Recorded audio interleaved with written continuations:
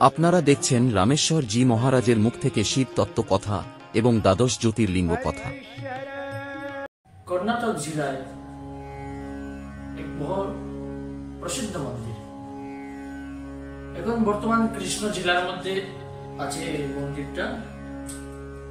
তো সেখানে ভগবান স্বয়ং মাতা পার্বতী সহ বিরাজ করছে। এই কথাটা আজকে আমরা জানবো। গতকালকে আমরা ভগবান শ্রী সোমনাথ প্রথম জ্যোতির্লিঙ্গের কথা আমরা শ্রবণ করেছি। আজকে আমরা দ্বিতীয় জ্যোতির্লিঙ্গ শ্রী শৈলামে উপস্থিত প্রকট শ্রী ভগবান মল্লিকার্জুনের আমরা কথা শ্রবণ করব। এটা অনেক ছোট কথা।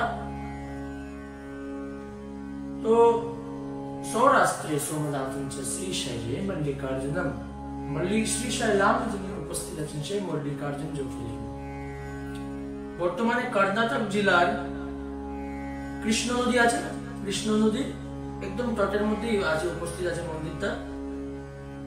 তো ওই পরে এখন শ্রীশৈল পর্বতের মধ্যে এটা আছে। তো কাহিনীটা এমন শুরু হয়, ভগবান কার্তিককে আপনারা চিনেন সবাই, মাতা পার্বতী এবং বাবা মহাদেবের দুই পুত্র, একটা হলো গণেশ, একটা হলো কার্তিক। গণেশ হলো ছোট পুত্র আর বড় পুত্র হলো কার্তিক। ঠিক তো কার্তিকে আর গণেশের দুজনের একবার কি হলো, বিবাহ করার ইচ্ছা জাগৃত হলো। কি করার? বিবাহ করার। এখন সবাই বলছে আমি আগে বিবাহ করবো, গণেশ বলছে না আমি আগে করবো। নিয়মে তো বড়রা আগে করা উচিত, কিন্তু তবু গণেশ বলছে আমি আগে করবো, তো কার্তিকে বলছে আমি বড়, আমি আগে করবো। তো এই বাদ বিবাদ করতে করতে করতে সংবাদ করছিল তারা, এটা হলো ভাইয়ের ভাইয়ের মধ্যে। কিন্তু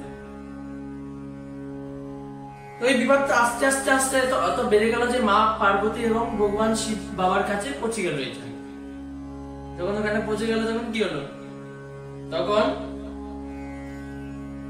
বাবা আর মাতা পার্বতী বলল, আমি সংক্ষিপ্ত ভাবে বলবো, দ্বিতীয় ভূমিকা তো আছে, এটা আমি ছোটই কাহিনী, আমি এর জন্য সংক্ষিপ্ত ভাবেই বলছি। আমি তখন আমার বাবা বলল, তোমাদের দুজনের মধ্যে এই সৃষ্টির ব্রহ্মাণ্ডের যে সব থেকে আগে পরিক্রমা করে আসবে তাকে জলদি বিবাহ করা হবে। যে আগে পরিক্রমা করে আসবে, চক্কর কেটে আসবে, ও ইয়ে করবে, ও আগে বিবাহ করবে। বাবা এই যোজনাটা করলো। তখন কার্তিকের বাহন তো আপনারা সবাই জানেন, মোর। আর গণেশের বাহন কি? ইঁদুর। তো অবশ্যই মোর তো উড়ে উড়ে চলে যাবে, ইঁদুরটা তো এখানে লাড্ডু পালে ওখানে চলে যাবে, এরকম না? তো গণেশ ভগবান বললেন যে এখন ভেবলেন, এটা তো ম্যাচটা শুরু হওয়ার আগেই বুঝে গেল কে জিতবে কে হেরে যাবে। এটা কি হলো, কোথায় আমার ইঁদুর, কোথায় মোর, ও তো উড়ে উড়ে চলে যাবে। কার্তিকে তো বললো যে হ্যাঁ আমি তোমার জন্য এগ্রি করছি, আমি এটা রেডি। তো গণেশ যখন ভাবলো যে কেমনে তুমি না বলবি এটার জন্য, তুমি তো মোর আছে। তখন গণেশ ভগবান এখন বললো যে আমার কিছু ভাবতে হবে, অবশ্যই আমার কিছু না কিছু করতে হবে। এরপরে সব যখন কার্তিকে ভগবান যখন তিনি শুরু করে দিলেন পরিক্রমা করা প্রণাম করে, তখন গণেশ ভগবান কি করলেন, নিজের ইঁদুরকে ডাকলেন। ইঁদুরকে যখন ডাকলেন, ইঁদুরটা বললো, আপনি জানেন সৃষ্টি কত বড়, যতক্ষণ যত সময় ওই কার্তিকে 3 চক্কর লাগিয়ে নেবে, তখন আমরা আধা চক্করও লাগাতে পারবো না। তখন কিছু আপনার ভাবতে হবে।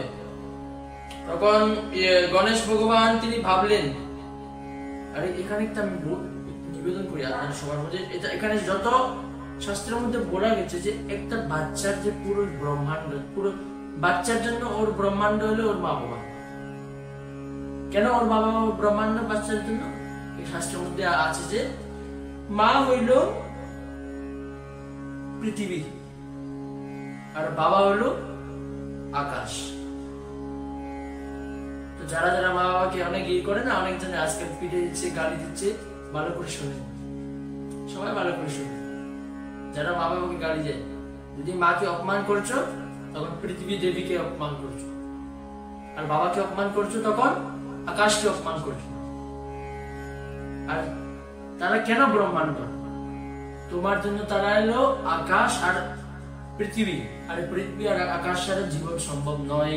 এই জন্য আমাদের তারা মা বাবা এলো আমাদের ভগবান। এই জন্য বেদের মধ্যে কি বলা গেছে? বেদ কি বলে?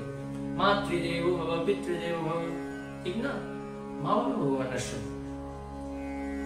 তখন গণেশজি তিনিও ভাবলেন যে হ্যাঁ, এটা তো পুরাণের কথা, এটা তো শাস্ত্রের কথা। তো বললেন যে এখন মা বাবাকে বসে আসেন, মা আর বাবা কার্তিকে তো চললো। মা পার্বতী বললে তোমাকে বিবাহ করার ইচ্ছা নেই, তুই যাবি না? তখন কার্তিকেজি বললেন, দাঁড়া, কার্তিকে গণেশজি ভগবান বললেন আপনারা বসেন বসেন। যখন বসালো তখন 3 বার পরিক্রমা করলো বাবা গণেশ। ভগবান গণেশ তখন 3 পাক খেলো বাবা ভগবান শিবের এবং মা পার্বতীর। তখন এরপরে পরিক্রমা করে সাষ্টাঙ্গ দণ্ডবোধ করলো। সাষ্টাঙ্গ দণ্ডবোধ করলে যখন মা যখন আমার বাবা শিব আর পার্বতী জিজ্ঞেস করলো এটা কি করলি তুই? তখন গণেশ বললো যে শাস্ত্রের মধ্যে বলা গেছে মা বাবা একদম ব্রহ্মাণ্ড, তো আপনি তো ব্রহ্মাণ্ড, এর জন্য আমি আপনাকে পরিক্রমা করেছি। এখন আপনার 2টা অপশন আছে, এখন আমাকে বিবাহ করে দাও, নাইলে বলে যে শাস্ত্র সব এগুলো হলো মিথ্যা। এখন তো কিছু উপায় নেই, বাবা ভগবান শিবের কিছু উপায় নেই বললে তখন তারা বিবাহ করে দিল গণেশের। আর এখানে এমন বলা গেছে যে যত সময় কার্তিকেয় ভগবান পরিক্রমা করে তিনি এসে দেখলেন যে গণেশের ততক্ষণ বিবাহ করে দিল, ঋদ্ধি সিদ্ধির সঙ্গে বিবাহ, 2টা ঋদ্ধি সিদ্ধির সঙ্গে বিবাহ হয়ে গেছে এবং 2টা পুত্র হয়ে গেছে। পুত্রের নাম হলো শুভ আর লাভ। তো এগুলো দেখে ও খুব খারাপ পেল।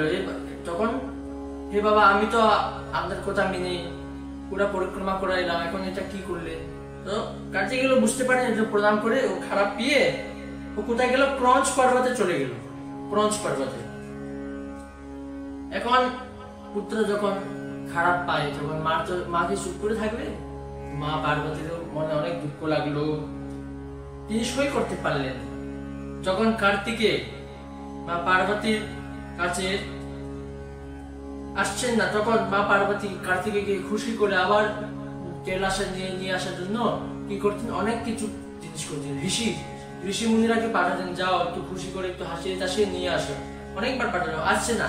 তখন মা পার্বতী একটা জিনিস বললো যে আমার পুত্র কি করবো, অন্তর মধ্যে তো আমারই পুত্র, তো যখন আসছে না তাই এক কাজ করতে হবে, আমাদেরই যাইতে হবে। তখন মহাদেব আর আমার মা তিনি মল্লিকা এবং অর্জুনের রূপ ধরে ওখানে গেলেন ক্রঞ্চ পর্বতে।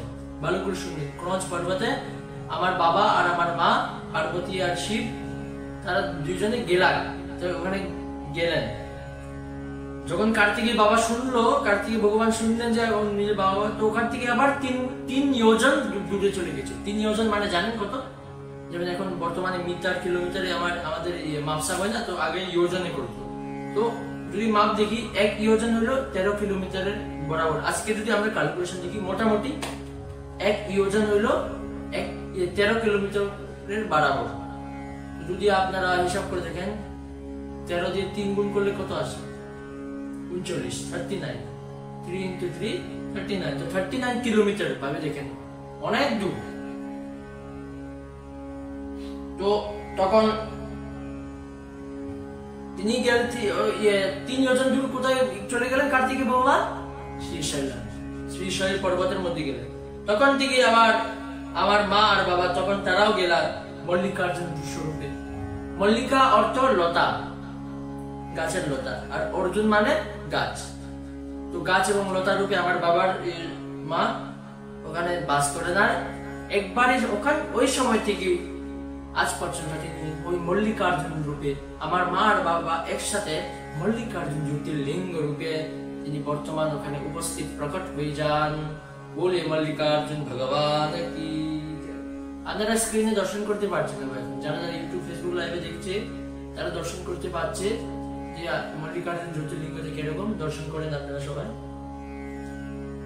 তো এই মল্লিকার্জুন জ্যোতির্লিঙ্গ যারা দর্শন করে, শুনেন ভালো করে, যারা মল্লিকার্জুন এই জ্যোতির্লিঙ্গের দর্শন করে।